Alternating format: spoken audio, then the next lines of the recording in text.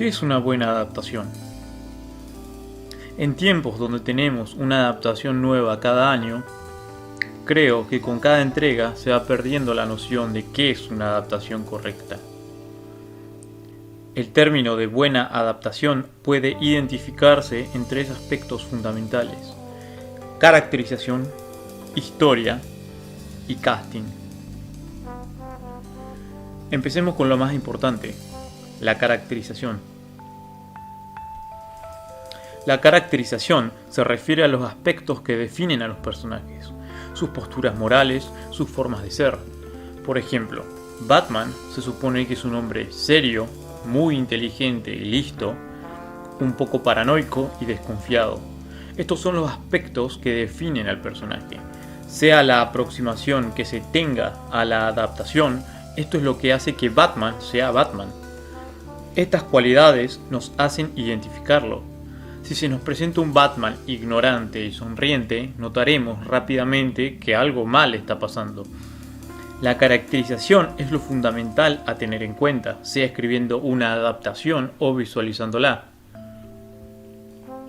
Sigamos con la historia. La historia es acerca de qué trata el guión o la película, qué sucesos transcurren.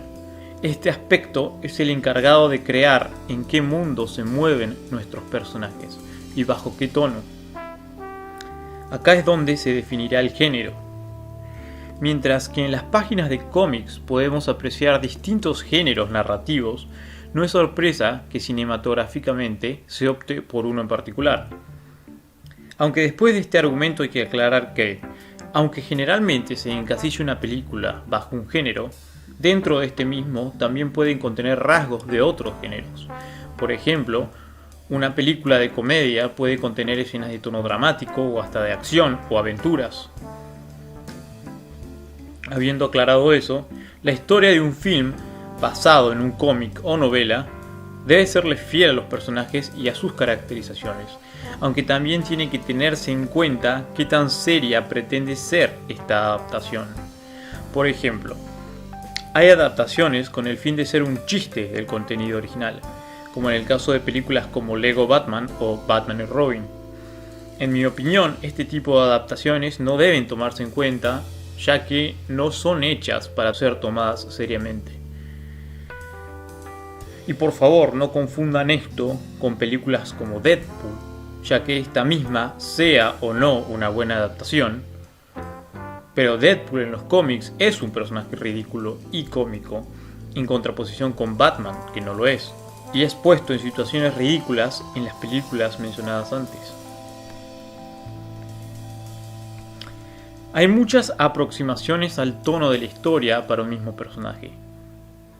Pongamos de ejemplo otra vez a Batman.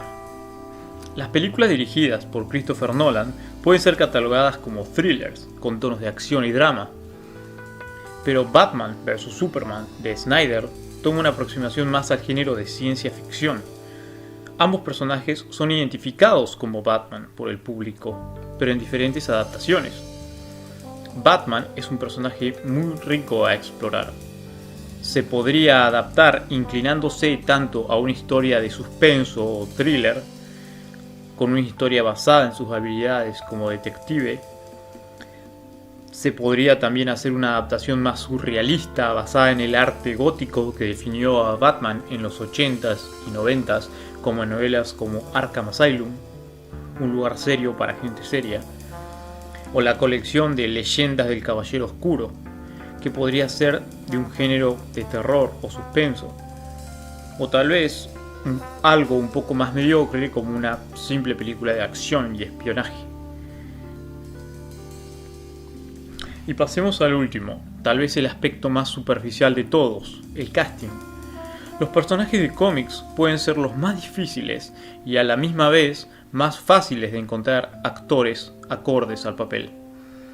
Por un lado, estos personajes en la gran mayoría de los casos ya están descritos físicamente, sea su altura, apariencia y a veces hasta su peso. Esto hace fácil la tarea a definir cómo tendría que ser el actor elegido, pero también acorta el rango de decisiones creativas. Peter Parker es un hombre caucásico, con un cuerpo atlético y con una altura alrededor de 1,70 m a 1,78 m, depende de la versión. Así es como se describe en los cómics y así es como es Peter Parker. Estas características tan definidas dejan fuera a muchísimos actores que podrían dar una buena interpretación del personaje, pero lástimamente no lucen como él. Y esto es un tema polémico para muchos, ya que cada vez se está cambiando más las etnias de personajes icónicos, casi transformándolos en otros completamente diferentes.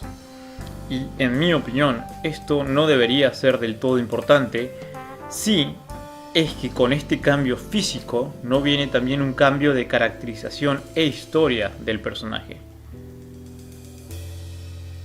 Y ahora que repasamos qué es lo que hace a una buena adaptación, vayamos al tema. ¿Qué es o no es una buena adaptación? En mi opinión, la mayoría no lo son. La mayoría falla tanto en caracterización como en historia. Pero me gustaría dar un pequeño análisis de algunas buenas adaptaciones y después de unas malas también. Spider-Man 2. Esta película es un ejemplo de una genial adaptación. Spider-Man 2, dirigida por Sam Raimi y estrenada en el 2004, se luce en cada aspecto comentado anteriormente. Esta película toma a Peter Parker como el protagonista a desarrollar, en vez de su alter ego Spider-Man. Perfectamente caracterizado con todos los rasgos que hacen al joven Peter, sus inseguridades y sus miedos. Se nos presenta un arco argumental donde empezamos con un Peter luchando por aceptar a Spider-Man en su vida, cosa con lo que le va bastante mal, y terminamos con un Peter que abraza por completo la idea de quién es y qué es lo que tiene que hacer. Cada personaje secundario está escrito con una motivación personal, sea Mary Jane, con entender qué es lo que oculta Peter y por qué, si obviamente están interesados el uno por el otro, pero Peter parece no poder llevar una vida normal. Harry, con su trauma interno de vivir en la sombra de su padre y la obsesión con Spider-Man como el asesino de este. Y Otto Octavius, el científico que al perder a su esposa, cae ante el control de sus brazos con superinteligencia y quiere construir su reactor sin que nadie se ponga en su camino. La historia se inclina a un género dramático con tintes de acción y comedia. Porque como resalté antes, la historia se centra en el aspecto humano de Peter y cómo sería lidiar con esa superheroica responsabilidad de tener dos vidas completamente diferentes y vivir a ambas expectativas. Batman inicia y el Caballero de la Noche. Christopher Nolan logra darnos una adaptación bastante fiel de los primeros años del Encapuchado en un mundo mucho más realista. En ambas películas se nos presenta un Batman principiante que, impulsado por la muerte de sus padres, vuelve a Gótica a intentar limpiar la corrupta sociedad que inunda a la ciudad. Las motivaciones de Bruce Wayne son tomadas directamente de los cómics y Nolan y el actor que lo interpreta, Christian Bale, lo logran con éxito. Se puede discutir que las acciones de Batman son mucho menos planeadas de lo que estamos acostumbrados. Se aprecia mucho su improvisación en momentos claves que su contraparte de los cómics, donde Batman siempre tiene todo planeado y pensado de antemano. Y se podría justificar esto con que este Batman todavía no llegó a ser un profesional en lo que hace, y esto se nota al ver las historias en las que se basaron para crear ambos guiones. Historias como Batman Año 1 de Frank Miller y El largo Halloween de Jeff Loeb, ambas historias situadas en los primeros años del murciélago. El tono de los films se inclina mucho a un thriller, alejándose del mediocre género de superhéroes.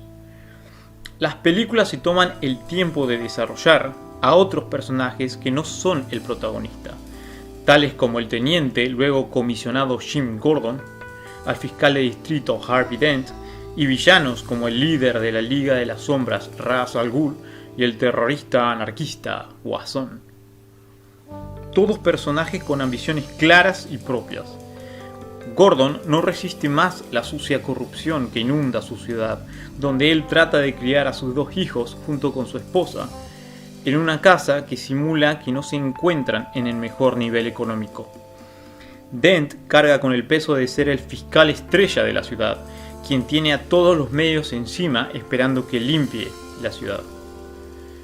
Ra's es el líder de una organización que trabaja con sicarios que, según sus términos, limpian la corrupción, destruyendo ciudades y civilizaciones completas a través de la historia.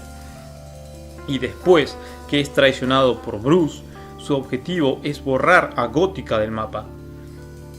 Y el Guasón busca mostrar al mundo qué tan inútil es el gobierno y qué tan estúpido se ha vuelto el pueblo gracias a este. Y mediante la caída de Dent argumentará qué tan corruptible es esta sociedad.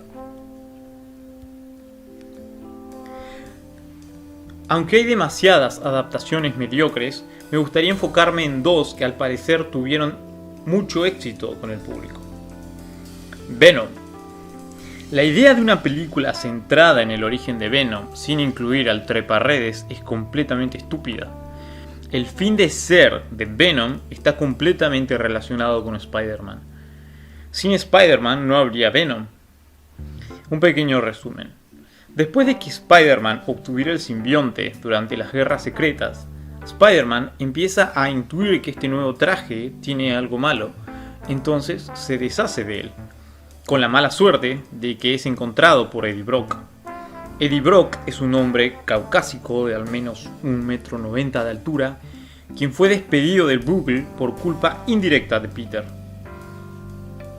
Brock odia a Peter y odia su vida. Cuando se junta con el simbionte, este le da todos los recuerdos que tuvo mientras Peter lo usaba, y el rencor que tenía el simbionte hacia Peter por haberlo descartado, y el odio de Brock hacia él mismo, crearon a Venom. Ellos juntos son Venom. El primer objetivo moral que tuvo Venom en los cómics era matar a Spider-Man. En historias posteriores, ambos resuelven sus diferencias y es ahí donde Venom se muda a San Francisco, y es ahí donde se convierte en un vigilante o un antihéroe. La película ignora todo el origen para empezar en San Francisco y establecer desde un comienzo a Venom como antihéroe. Y uno de los grandes errores que comete la película es que caracteriza al simbionte como Venom. No a Eddie y al simbionte, sino solo al simbionte. El simbionte ya tiene una personalidad y un objetivo aún antes de unirse a Eddie. Brock es solo el cuerpo. Ninguna de las acciones de Venom son decididas por Brock. Él es solo el acompañante del alienígena. Y acá se remarca el gran error de caracterización del personaje de Eddie Brock. Esta adaptación no está personificada como alguien furioso con el mundo. Sí, a Brock lo despiden y pierde a su novia, pero su actitud no es nada destructiva ni depresiva. Él sigue viviendo su vida hasta se toma el tiempo de ser amistoso con una indigente que vive en su barrio. En términos de historia, creo que un personaje tan oscuro como Venom podría haberse aprovechado por otro tipo de género. Esta adaptación es otra película mediocre y genérica de ciencia ficción. Y hablando de casting, otra vez vuelven a contratar a Tom Hardy en el papel de un hombre muchísimo más alto y grande. Esto ya pasó con El Caballero de la Noche Asciende de Nolan, donde Hardy interpreta a la bola de músculos Bane. Deadpool. El gran y masivo error de Deadpool es poner a este personaje en una historia de amor. Porque aparte de eso, la adaptación es bastante decente. La caracterización de Wade Wilson está bien, un loco que asesina a cualquiera que se le pase por enfrente, pero está siendo desperdiciado en películas de amor. ¿A quién se le ocurrió que sería bueno contarnos su origen e incluir un interés romántico en este? Deadpool existe para mucho más que eso. Lo importante de este personaje y por qué tiene la fama que tiene no es por su historia de origen ni por sus intereses románticos.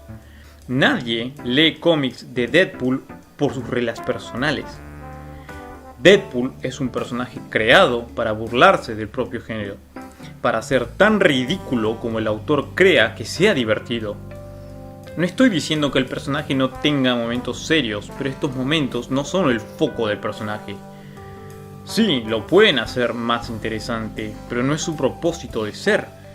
Deadpool tendría que estar en una película de género thriller, donde todo el universo sea turbio y real, pero con la gracia de que nuestro protagonista no lo sea. Eso es por lo que Deadpool es tan famoso en los cómics. Él vive en el mismo universo 616, donde personajes mucho más humanos y comunes, como los Vengadores, Spider-Man y los Cuatro Fantásticos viven. Y es ahí donde Deadpool rompe toda lógica superheroica, burlándose de ellos y hasta hablándonos a nosotros los lectores.